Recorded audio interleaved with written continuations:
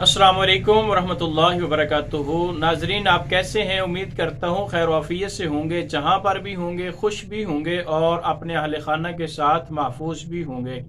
नाजरीन, नमाज फजर के बाद ये दो अल्फाज पढ़ना ना भूलिएगा।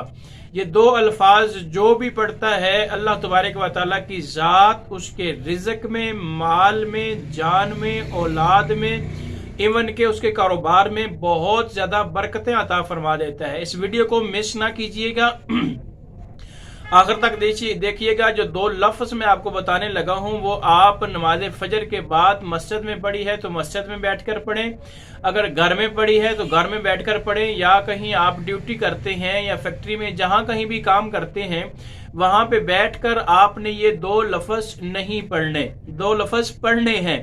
ठीक है, दो लफ्ज पढ़ेंगे तो इसकी बहुत ज्यादा फजीलत है और इसका बहुत ज्यादा सवाब भी है, और दुनियावी कारोबार में और औलाद में, माल में, जान में इसकी बहुत ज्यादा बरकत भी होंगी और बहुत ज्यादा आपको सवाब भी मिलेगा।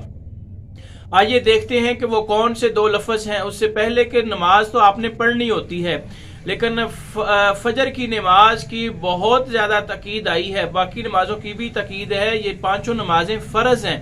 ठीक है, फर्जों में सबसे पहली नमाज ये नमाज फजर की है।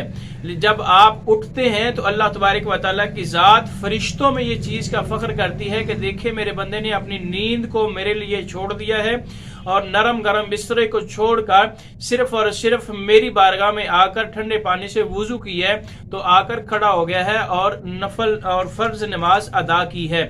उसके बाद जो आपने दो लफ्ज पढ़ने हैं वो आपने कम अज कम इसी तरह पढ़ने हैं, 100 बार इनकी तस्बीह पूरी करनी है। ठीक है, या हय्यु या कय्यूम, या हय्यु या कय्यूम, या हय्यु या कय्यूम।